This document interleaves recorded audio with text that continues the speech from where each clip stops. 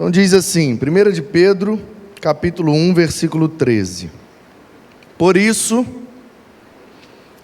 preparando o seu entendimento, sejam sóbrios e esperem inteiramente na graça que lhes está sendo trazida na revelação de Jesus Cristo. Eu estou lendo na Nova Almeida atualizada. Se você está com outra versão, ou a revista e corrigida, ou a revista e atualizada, versões mais antigas de Almeida, provavelmente apareceu aí para você, cingindo os vossos lombos com entendimento, não é isso? Na Nova Almeida atualizada, preparando o seu entendimento. Em outra versão diz, cingindo o lombo. Eu vou continuar lendo, mas deixa eu só explicar, porque essa expressão ela é metafórica e ela é muito bonita. Os profetas também, quando iam falar algo que o povo precisava estar atento, a ideia dessa expressão, cingir o lombo, se prepara. Se prepara porque alguma coisa vai acontecer agora. Então, você sabe, no mundo antigo, bíblico, até hoje naquelas terras, as pessoas têm o costume de usar uma roupa de um tecido só, um vestidão, né? Às vezes amarra pelo meio e tal. Então eles usam como se fosse um vestido grande que vai até o pé. E um vestido grande, eu já ensinei isso aqui uma vez e pegamos uma daquelas nossas fantasias que tem aqui de usar nos teatros, nos musicais, né, na Páscoa e outras representações do mundo bíblico, aquele roupão grandão, nós temos aí várias. Então aquela roupa inteira, ela tem uma certa abertura. Então a ideia é o seguinte, se você precisar correr com aquela roupa, com o tecido que vai até lá embaixo, você não consegue correr muito rápido, porque o tecido limita o tamanho do seu passo. Você não pode dar um passo grande, porque o tecido está rente ao corpo, então o máximo que você consegue é dar um passo desse tamanhozinho assim. Então o que era cingir o lombo? Cingir é passar em volta, envolver. Então, pegava-se a barra aqui da roupa embaixo, puxa até na cintura, e aí vai ficar só até aqui o tecido. Puxando até aqui em cima, amarrava-se aqui pelo meio. Então, cingir o lombo é envolver a cintura. Então, pegava um outro pano, uma corda, um barbante, seja lá o que for, pega a roupa, puxa para cima e amarra. O que quer dizer? Cinge o lombo, ou seja, se prepara para correr. Porque vai acontecer um negócio aqui, você vai ter que correr. Se você tiver com a roupa inteira até embaixo, você não aguenta correr muito rápido. Então, puxa o tecido e amarra aqui na altura da cintura.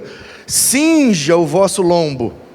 Então, quando os profetas vão falar algo assim importante, que vai chamar a atenção do povo, olha, presta atenção que está vindo aí uma coisa séria, uma coisa importante.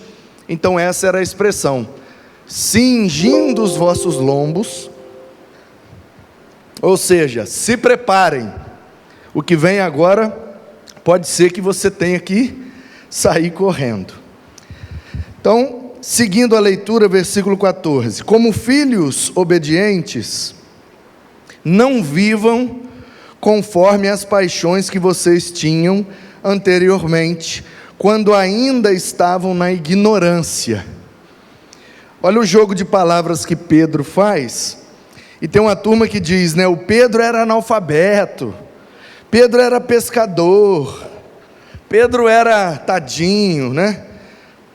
Analfabeto, pobre, pescador, vivia numa vilinha. Gente,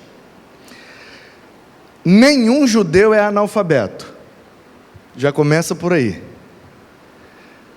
Não existe. Eles aprendem a ler no Salmo 119. O Salmo 119 é a cartilha que ensina os meninos a lerem, porque ali tem todo o alfabeto hebraico, 8 frases com cada uma das 22 letras, por isso 176 versículos.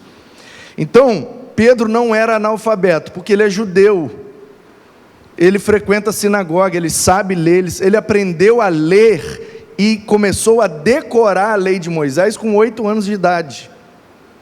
Então não existe esse papo, porque na nossa cultura, porque no Brasil do século 20, os pescadores que moram em pequenas vilas não têm acesso ao estudo, à escola e etc, etc. E aí os pescadores da nossa cultura, do nosso tempo, se bem que hoje em dia quase não tem mais, mas há um tempo atrás a ideia é que se é pescador, vive da pesca, mora numa vilinha, não estudou, não tem dinheiro, não tem cultura, não tem intelecto desenvolvido, é um analfabeto.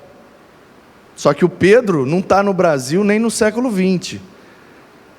Pedro mora na região mais próspera da Palestina, que é o Mar da Galileia, gente. Mora muita gente ali, não é uma vilinha, são várias vilas em volta, que vivem sustentados pelo produto do mar, que são os peixes, que fazia parte da dieta daquele povo, da principal dieta. Então, trazendo para os nossos dias e para a nossa cultura, Pedro hoje seria um fazendeiro criador de boi, porque é a carne que a maioria consome, ou criador de frango, vendia frango e vendia ovos.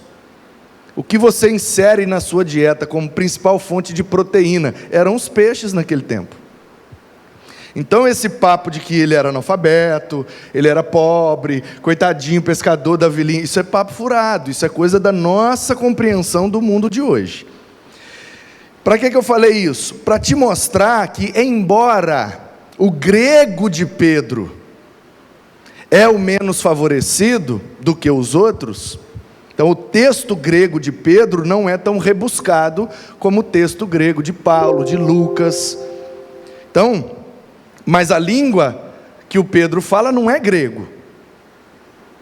É como se ele fosse brasileiro e ele precisa escrever para todo mundo ler, numa língua que seja mais universal, então ele escreve em inglês. Tem gente no Brasil que tem mestrado, doutorado, que é extremamente inteligente, mas que não domina a língua inglesa. Se precisar fazer um texto em inglês, até faz, mas não faz com aquela beleza toda.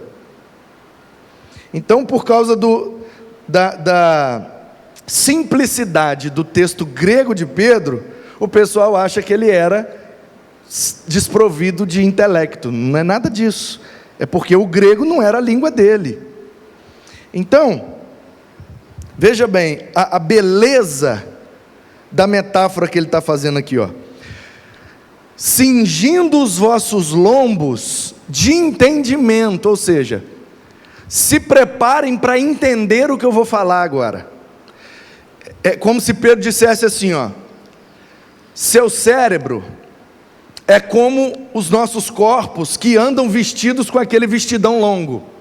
Quando a gente precisa correr, andar mais rápido, a gente cinge o lombo, a gente se prepara para correr com a roupa. Ele está dizendo assim, ó: imagine que o seu cérebro usa aquela roupona.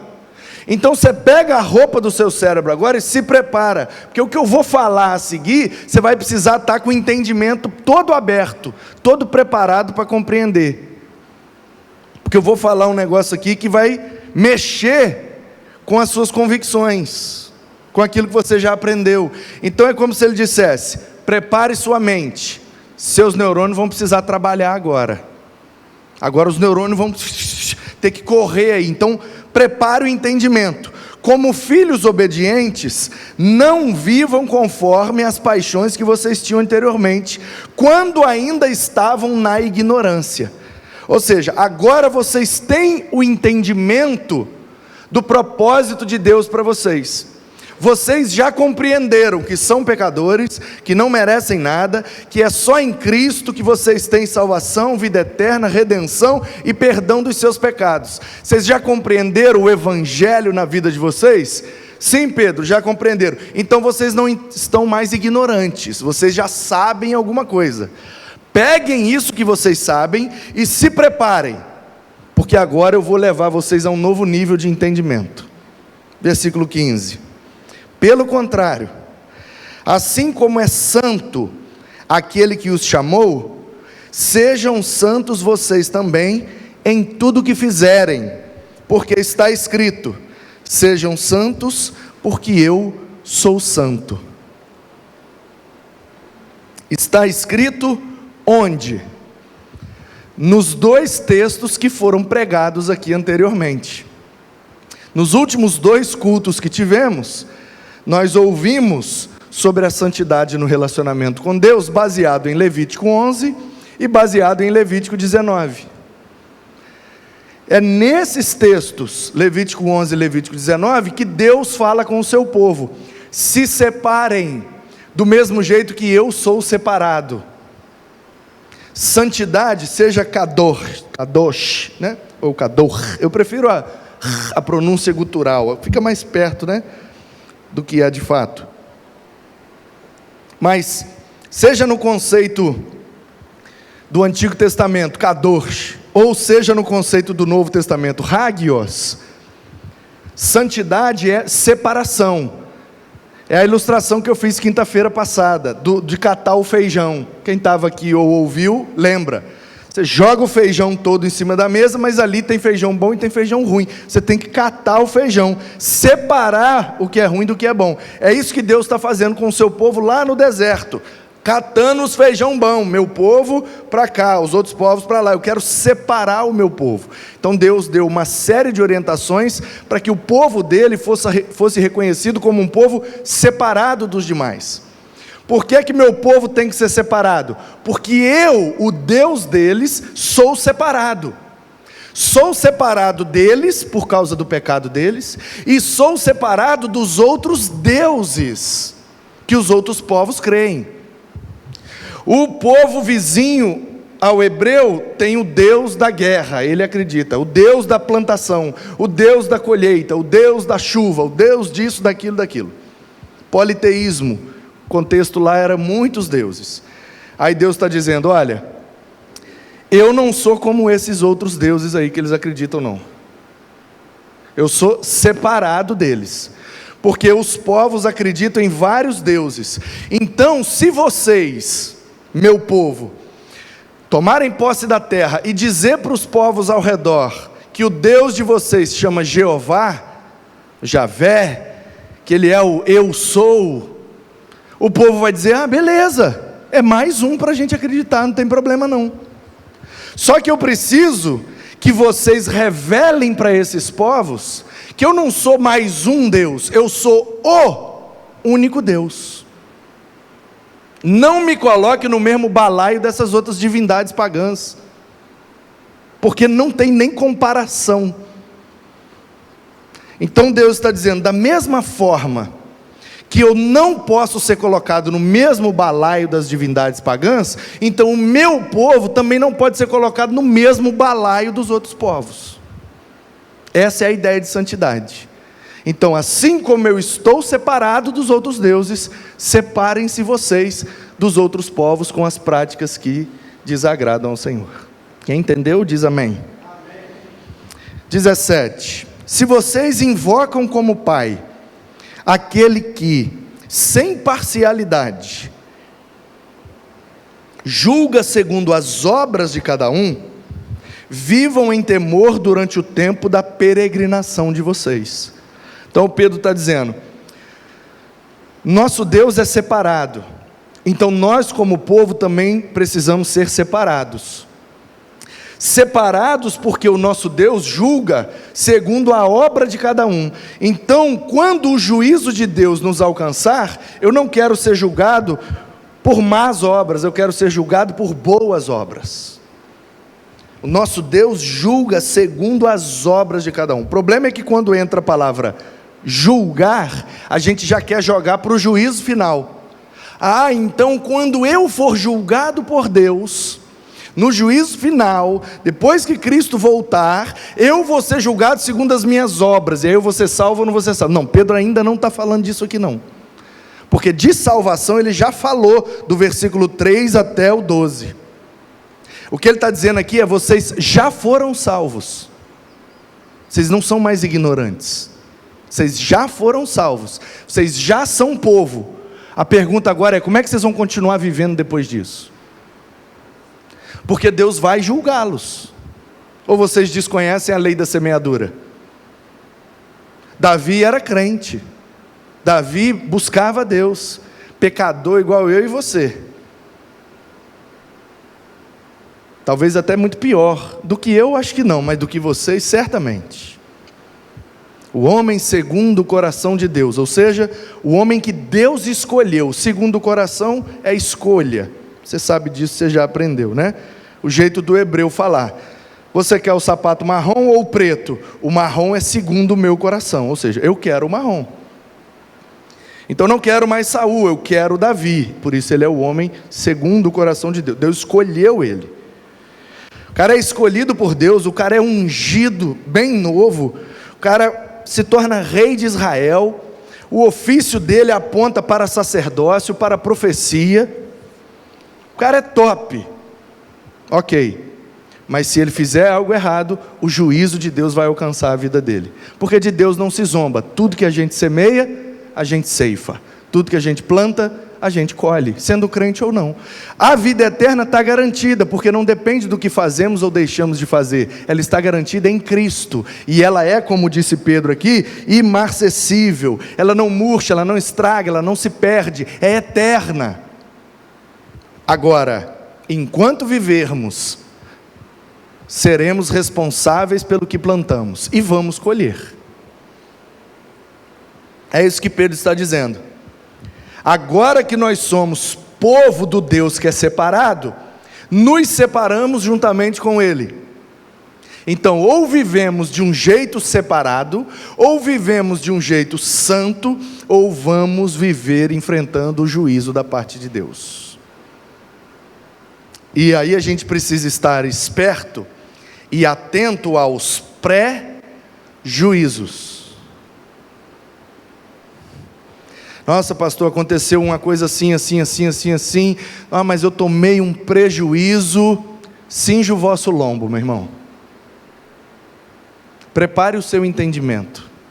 Abra sua mente, porque depois do pré-juízo vem o juízo. O pré-juízo é o que vem antes do juízo, como um alerta de Deus. Abre o olho aí, aí você, pum, toma aquele prejuízo, você fala: eita Senhor, misericórdia, perdão, meu Deus, deixa eu me acertar aqui porque o negócio está esquisito. Amém. Você ficou só no pré. Agora, se você não abrir o seu olho, se você não abrir seu entendimento, se você não cingir seu lombo, o juízo chega. E é assim que Deus faz. Desde o início, Ele vai dando pré-juízos. E o povo não acorda, e o povo não arrepende, e o povo não se converte, e o povo não se reconcilia, e o povo não quer buscar conserto com Deus. Então chega o juízo. Os hebreus eram um povo de Deus? Eram. No entanto, perderam a terra. Sofreram o juízo. 70 anos de escravidão, muitas perdas. O juízo de Deus alcançou o seu povo, porque eles não queriam viver separados, adorando um Deus que separado é. Então nós não podemos cometer os mesmos erros. A Bíblia está aqui exatamente para a gente aprender. A gente não precisa botar o dedo na tomada para conferir se dá choque. Creia que dá choque e não coloque o dedo na tomada. É melhor. É bem melhor. Então, sabendo que não foi mediante coisas perecíveis, como prata ou ouro, que vocês foram resgatados da vida inútil que seus pais lhes legaram. Ou seja, tudo que vocês aprenderam na cultura de vocês, com os pais, com os antepassados, com os vizinhos, com os amigos, tudo isso não serviria para nada, para te salvar, para te dar a vida eterna, para perdoar os seus pecados. Não adianta você ter toda a prata do mundo, todo o ouro do mundo, porque coisa eterna não se compra com coisa que perece. Se a salvação é vida eterna, não se compra com coisa terrena, se compra com coisa eterna, que é o sacrifício de Cristo, pois Ele é o eterno Filho de Deus. Quando Ele se sacrifica, aí a gente pode ser salvo, porque Ele é eterno, e sendo eterno, a oferta dele vale para comprar a eternidade para nós. Mas pelo precioso sangue de Cristo, como de um cordeiro, sem defeito e sem mácula. Olha como é que o pessoal fala que esse cara aqui é analfabeto, esse cara é burro. Olha a tese do cara, eu tenho inveja dele. Eu estou escrevendo a tese, eu sei que é difícil. Você ter uma argumentação que comprove que a sua tese é verdadeira. O cara já começou comparando a questão de cingir os lombos da profecia. Prepare o entendimento, abra sua mente. Agora eu preciso que você entenda: o seu Deus é santo, separado. Então separe-se, seja santo como Ele, porque o que é eterno e veio como oferta para te salvar, também era santo, um cordeiro imaculado. Sabe por que é que você tem a salvação? Porque Cristo era santo, assim como o Pai é santo. Se Cristo não fosse santo como o Pai é santo, a oferta dele não valeria pelo perdão dos seus pecados. Então, se a oferta que vale é baseada em santidade, se vocês querem alcançar algo da parte de Deus, vivam em santidade. É isso que o Pedro está dizendo. Está apontando para a santidade de Deus, está apontando para a santidade de Cristo, e está dizendo que tudo isso foi planejado antes do mundo existir. Aí aqui que vem que o povo tem que abrir. Agora abra sua mente, cinja os seus neurônios, amarra aí o cérebro pelo meio, porque agora nós vamos precisar dar uma corrida aqui para entender. Entender o que, Pedro? Que o sangue de Jesus foi conhecido antes da fundação do mundo, mas foi manifestado nesses últimos tempos em favor de vocês. E é por meio desse sangue, que é eterno, que é santo e que é, antes de tudo, que vocês puderam crer em Deus, o qual ressuscitou dentre os mortos e lhe deu glória, para que a fé e a esperança de vocês estejam em Deus. Antes de haver luz, houve cruz. Porque a entrega de Jesus Cristo como o Cordeiro Imaculado para perdoar a nossa rebeldia já estava planejada antes da criação. Nossa, pastor, aí minha mente travou. Cinja o vosso entendimento. Abre a sua mente. Prepare-se, porque agora a gente precisa realmente dar uma corrida aí para compreender, porque é um negócio que buga mesmo a gente. Como é que Deus decidiu entregar Jesus para perdoar o nosso pecado, se a gente nem criado era ainda? Então basta que você creia e compreenda que o nosso Deus é onisciente, sabe tudo, presciente, sabe antes. Essa ideia de que Deus criou, o homem se rebelou e ele ficou sem saber o que fazer, aí ele tentou com Noé, deu errado, tentou com Abraão, deu errado, tentou com um, deu errado com todo mundo. Jesus, não tem jeito, você vai ter que descer lá então. Não é essa a ideia. O Pedro está dizendo, essa é a maneira infantil de compreender a salvação, mas agora eu preciso que vocês abram a sua mente, que agora nós vamos conversar de adulto para adulto. Essa historinha aí bonitinha que a gente conta para criança, beleza, para criança entender, mas agora nós não somos mais criança, então vamos entender o que é de fato? Sim, Pedro, explica para nós. Antes de Deus criar tudo, Ele já tinha um plano de salvar a sua vida, mas milhares de anos antes, porque Ele é eterno, Ele não está preso a esse tempo aqui não. Antes de criar os céus e a terra, Deus já tinha a intenção de nos separar para um relacionamento com Ele. Antes da fundação do mundo. Então essa ideia, e agora cinja os vossos entendimentos. O Pedro rasgou até a metade. Agora eu vou rasgar até o final. Posso rasgar ou não? É melhor ficar com o entendimento mesmo preso e a gente ficar entendendo as coisas só assim. Ou vamos cingir e vamos dar passos mais largos na compreensão das Escrituras. Então esse papo Vem aqui, levante sua mão e vem aqui à frente para você aceitar Jesus. E eu vou orar com você, repete comigo: Senhor, me arrependo do meu pecado, e isso e aquilo. Eu não estou ridicularizando essa atitude. Isso é muito lindo. O que eu estou dizendo é a teologia dessa cena, não é a de Pedro. Porque o Pedro diz que tudo aconteceu antes do mundo ser criado. Então, Senhor, eu me arrependo, eu quero Jesus, eu aceito. Eu mesmo já fiz essa oração com um monte de gente, até que eu cingi meu entendimento, e o Pedro rasgou, e aí foi rasgando até o final. Você já viu isso? Senhor, não sei o que, escreve o meu nome no livro da vida. Segundo Pedro, ninguém pode, num determinado momento de sua vida, pedir para Deus escrever o nome no livro da vida, se esse plano foi antes da fundação do mundo. Então, se Deus tem um livro com os nomes dos salvos escritos, esse livro também foi escrito antes de criar tudo. Esse é o que eu entendo. Aí eu continuo lendo.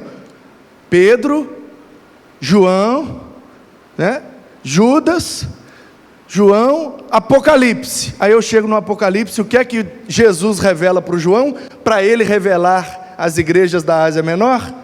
O livro do Cordeiro, que foi escrito antes da fundação do mundo.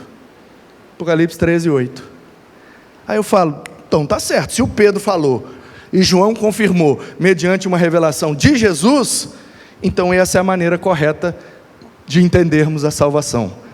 Precisamos nos separar, não para sermos salvos, precisamos nos separar, porque já fomos salvos. Portanto, não somos salvos pelas boas obras, somos salvos para boas obras. Quando a gente compreende isso, aí a gente muda a nossa maneira de viver. Aí a gente passa a se relacionar tanto com Deus, quanto com os nossos semelhantes, de maneira mais separada, de maneira mais diferenciada, de maneira mais santificada. Por quê? Porque se sou salvo, preciso evidenciar isso. E qual a melhor evidência de que sou salvo? Pratico boas obras, vivo em santidade, me relaciono com Deus e me relaciono com o próximo, de forma que o meu Deus possa ser glorificado. Então, se eu roubar alguém, alguém vai glorificar a Deus por isso? Se eu pegar a mulher de alguém, esse alguém vai glorificar a Deus por isso? Se eu falar mentira sobre alguém, esse alguém vai glorificar a Deus por isso? Claro que não, pastor. Então eu não posso fazer coisas que levarão as pessoas a blasfemar contra o nome de Deus. Que a minha vida seja para que as pessoas glorifiquem ao Senhor. Isso é o resultado de uma vida com santidade. Versículo 20. Foi conhecido antes da fundação do mundo, mas foi manifestado nos últimos dias. Não é porque eu conheci Jesus agora, que o plano de Deus começou agora para a minha vida, não. Eu conheci agora, mas o plano já existe desde a eternidade. Por meio dele, vocês creem em Deus, que o ressuscitou dentre os mortos e lhe deu glória, para que a fé e a esperança de vocês estejam em Deus. Tendo purificado a alma pela obediência à verdade, e com vistas ao amor fraternal não fingido, amem intensamente uns aos outros de coração puro. Por que é que esse texto está exatamente nesse momento da série de mensagens? Porque desde o início da série até a última mensagem de quinta-feira passada, nós vimos a santidade no relacionamento com Deus. E Pedro vira agora a chave. Pedro é o cara que propõe assim, se a nossa vida é santa em relação a Deus, isso vai reverberar, isso vai resultar em santidade no meu relacionamento com todas as pessoas ao meu redor. Se eu consigo santificar a minha relação com Deus, isso vai esvair pela minha vida em santidade na minha relação com os outros. Porque eu vou conseguir, através disso, amar intensamente uns aos outros. No plural, não é um ao outro. Igreja é plural. Pedro está escrevendo para a igreja. Ah, pastor, mas então esse negócio aí de a gente orar, não pedir para escrever o nome na vida, porque a compreensão correta é que o nome já está escrito. Então o senhor está falando desse papo de eleição, né? Deus elegeu a gente para a salvação. Olha o início da carta, primeiro versículo. Pedro, apóstolo de Jesus Cristo, aos eleitos. Ele já começou a carta dizendo que nós somos eleitos. Então ele tem que continuar de forma coerente. Antes de criar, Deus nos elegeu para a salvação. Então ele elegeu também outros para a condenação. O que é que você conclui?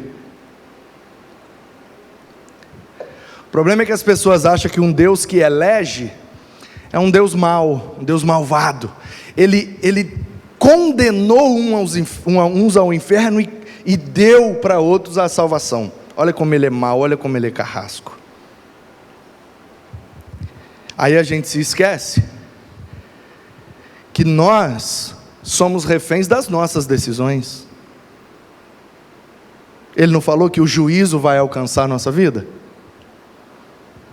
Ele não falou que dele não se zomba, e tudo que a gente semear a gente vai ceifar? Ele não disse que seremos reféns de nossas escolhas? Então é simples assim. É simples assim. Paulo nos ajuda nessa compreensão quando diz que todos fomos eleitos nele, em Jesus, antes da fundação do mundo, para sermos santos e irrepreensíveis. E que ele nos chamou, porque Jesus é o primogênito dentre muitos irmãos. Então, em Cristo, fomos eleitos para a salvação. E fora de Cristo, pastor? Aí é óbvio. Aí é o papo de Jesus com Nicodemos. Percebe? Nós estamos em Pedro, aí eu peguei um pouco da ajuda de Paulo, agora eu bati lá em Jesus. Por quê? Porque a Bíblia é uma continuidade. Por isso que não dá para entender lendo um pedacinho aqui, um pedacinho ali, um pedacinho aqui, um pedacinho ali, um pedacinho ali. Você tem que ler tudo para compreender o negócio na plenitude. Jesus falou para Nicodemos: Deus amou o mundo de tal maneira que deu o seu Filho, para que todo aquele que nele crê não pereça, mas tenha vida eterna.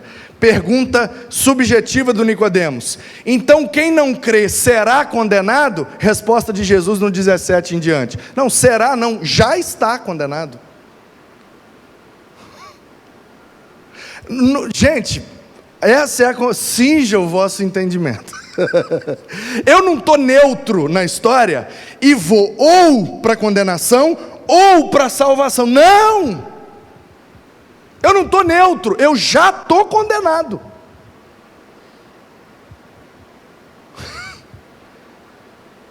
Eu já nasci morto, fora de Deus. Meu relacionamento com Deus está quebrado por causa do meu pecado. Pastor, mas não tem condição. Uma criança não tem pecado. Como não, meu irmão? Bota 2 crianças e um brinquedo no meio e você vai ver o pecado. Então o senhor está dizendo que as crianças vão para o inferno? Não bote palavras na minha boca. Como é que fica então as crianças? Aí Jesus resolve, porque ele falou que é dele. Deixa as crianças vir, então comigo delas é o reino. Então ele resolva, ele é o juiz mesmo, deixa ele ser ele. Eu não quero tomar o lugar dele jamais. Aliás, isso é a pior coisa que eu poderia fazer na vida. Então vejam bem, a gente não está neutro, caminhando isentão na vida, até que vai chegar o juiz e a gente vai saber se vai para lá ou se vai para cá. Essa não é a história da redenção. A história da redenção é: não existe neutralidade. Ou você está aqui, ou você está aqui. Nascemos aqui, mas fomos eleitos para lá. Então como é que faz para eu tomar posse? É a linguagem da democracia, irmãos. É o sistema de governo nosso, tanto do nosso país quanto da nossa igreja. Democracia. Eleito para tomar posse e executar um ofício. Então eu fui eleito para a salvação. Como é que eu tomo posse disso? Porque todos que são eleitos numa democracia tomam posse para exercer aquilo para o qual foram eleitos. Se eu sou eleito, então em Cristo, é um abismo daqui para lá. Como é que eu atravesso? Cristo é o sacerdote, é o pontífice, é nele a ponte que a gente atravessa para o lado de lá. Então por que é que tem gente que não atravessa? Porque tem gente que não quer andar em Cristo. Porque não é com Cristo, irmão. Não é com Cristo. Romanos 8. Nenhuma condenação há para os que estão em Cristo Jesus. Não é com Cristo, é em Cristo. Está bugando, né? Por isso que ele avisou antes. Aperta os neurônios aí que o negócio vai... Eu estou sentindo até cheio de queimado. Então vamos terminar? 23. Porque vocês foram regenerados, não de semente corruptível, mas de semente incorruptível, mediante a palavra de Deus, a qual vive e é permanente. Olha que lindo. Pedro é um gênio. Aonde esse cara é burro? Deus é separado, então o seu povo tem que ser separado, porque separado foi o seu filho, e nós sabemos disso mediante a sua palavra. Deus é eterno, o Filho é eterno, a palavra é eterna. Qual é o resultado disso? Vida eterna. Porque toda a humanidade é como a erva do campo, e toda a sua glória é como a flor da erva. A erva seca, a flor cai, mas a palavra do Senhor é eterna. A palavra do Senhor permanece para sempre. Isaías 40. Pedro citou Levítico 11 e Levítico 19 para nos lembrar que Deus é separado, por isso o seu povo tem que separar-se. E agora ele cita o Isaías para nos lembrar que a palavra de Deus é eterna, portanto, se ela entrar em nós, ela brotará para frutificar em eternidade. O que é eterno produz um resultado eterno. Por isso que nada deste planeta pode nos dar acesso à eternidade, porque aqui no planeta nada é eterno. Então a palavra de Deus que é eterna, a pessoa de Deus que é eterna, o sacrifício do Cristo que é eterno, pode nos abrir a eternidade, porque são de lá, vieram de lá, com o objetivo de nos levar para lá. Esta palavra, última frase, genial, esse cara é um gênio. Esta palavra é o Evangelho que foi anunciado a vocês. Fala a verdade, como é que não vive apaixonado por um texto desse? Um texto que tem uma lógica perfeita, uma argumentação invencível e uma razão, apesar de ser um livro de fé, quanta racionalidade tem num texto desse? Como é que você vai comprar um produto eterno pagando um preço que não é eterno? Esse é o Evangelho. Então, como temos acesso à eternidade? Temos acesso porque a eternidade é propósito e plano de um Deus eterno, portanto, antes da fundação do mundo. Isto se cumpre na pessoa do seu Filho, que é eterno, e é revelado a nós mediante a sua palavra, que é eterna. É só por isso, tudo, que nós podemos ser salvos. que nós podemos ter a vida eterna, que nós podemos passar da condenação, das trevas, para o reino do Filho do seu amor. Então, precisamos de santidade no relacionamento com Deus, para que essa santidade resulte em santidade no meu relacionamento com as pessoas. E aí agora a gente vira a chave com o Pedro, e a partir de hoje à noite a gente vai passar a refletir então na santidade que precisamos ter no nosso relacionamento com as pessoas, porque fomos criados para o relacionamento com Deus e com as pessoas. E nós vamos, a partir de hoje à noite, ver esse outro lado da moeda do início. E esse início de relacionamento começa em Gênesis 1. E nós vamos ver, o homem é criado e Deus ali já revela para nós o que é que precisamos compreender sobre relacionamento. E eu tenho a impressão de que você vai ouvir hoje à noite, você nunca ouviu. Eu tenho a impressão de que você nunca leu a criação do homem na perspectiva que a gente vai ler hoje à noite. Porque ali já está revelada a importância de se relacionar com Deus, mas também de se relacionar com os nossos semelhantes. E é lindo que Deus vai nos falar hoje à noite, por isso eu queria que você não perdesse, presencialmente ou online. A partir de agora a gente entra numa perspectiva horizontal.